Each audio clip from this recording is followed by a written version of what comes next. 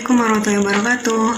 Halo, perkenalkan nama saya Maulida Laili Fajrin dengan NIM 0702052140 dari kelas E2 Program Studi Ilmu Hadis Fakultas Usuluddin dan Filsafat Universitas Islam Negeri Sunan Ampel, Surabaya. Dalam kesempatan kali ini saya akan menjelaskan tentang pemikiran filsafat René Descartes dari mata kuliah Orientasi Filsafat. Biografi René Descartes. René Descartes lahir pada tanggal 31 Maret 1596 di Touraine, Prancis. Meninggal pada tanggal 11 Februari 1650 di Stockholm, Swedia. René Descartes lahir dari sebuah keluarga bourgeois. Ayah Descartes adalah ketua parlemen Inggris dan memiliki tanah yang cukup luas. René Descartes juga dikenal sebagai Renatus Cartesius dalam literatur berbahasa Latin, merupakan seorang filsuf dan matematikawan Prancis.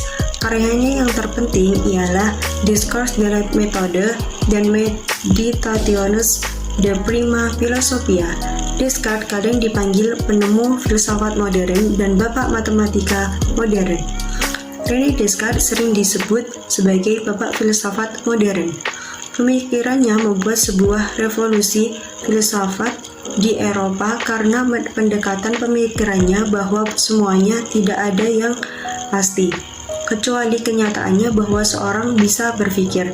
Dia menginspirasi generasi filsuf kontemporer dan setelahnya, membawa mereka untuk membentuk apa yang sekarang kita kenal sebagai rasionalisme kontinental, sebuah posisi filosofikal pada Eropa abad ke-17 dan 18.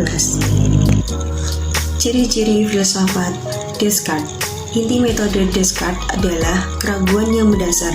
Dia meragukan segala sesuatu yang dapat diragukan semua pengetahuan tradisional, kesan indrawinya, dan bahkan juga kenyataan bahwa dia mempunyai tubuh sekalipun, hingga dia mencapai satu hal yang tidak dapat diragukan, keberadaan dirinya sebagai pemikir.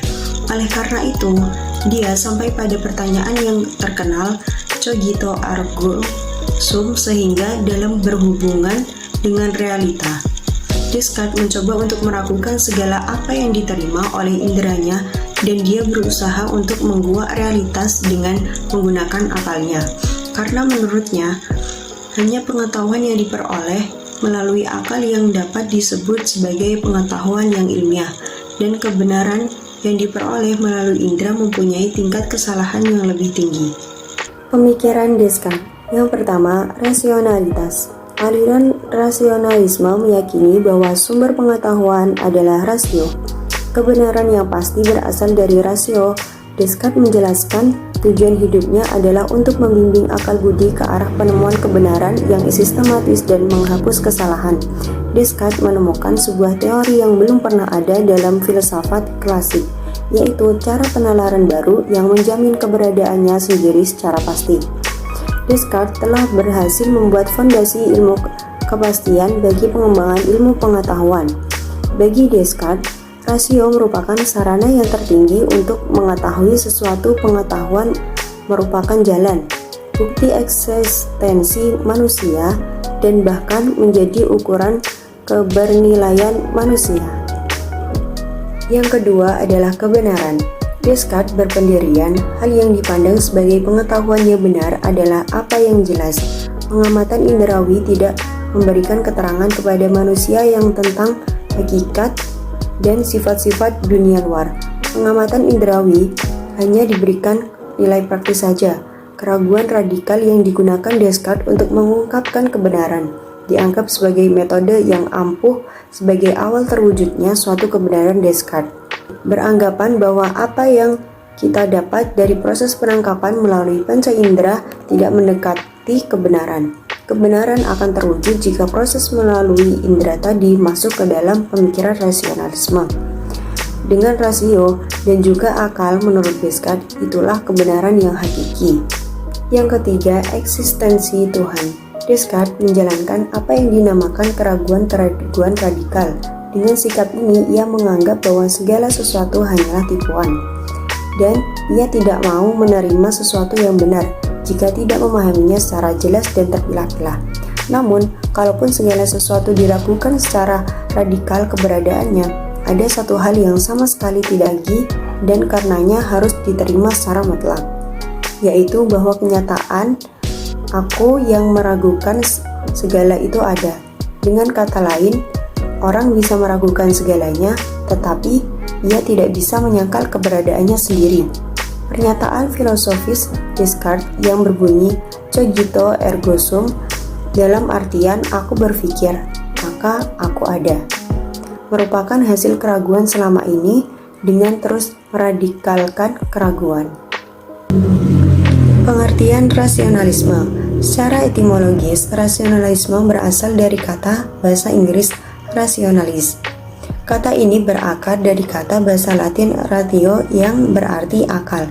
A.R. Leasey menambahkan bahwa berdasarkan akar katanya, rasionalisme adalah sebuah pandangan berpegangan bahwa akal merupakan sumber bagi pengetahuan dan kebenaran.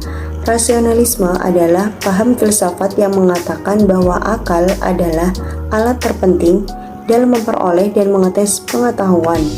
Jika empirisme mengatakan bahwa pengetahuan diperoleh dengan alami objek empiris, maka rasionalisme mengajarkan bahwa pengetahuan diperoleh dengan cara berpikir. Alat dalam berpikir itu ialah kaidah-kaidah logis atau kaidah-kaidah logika.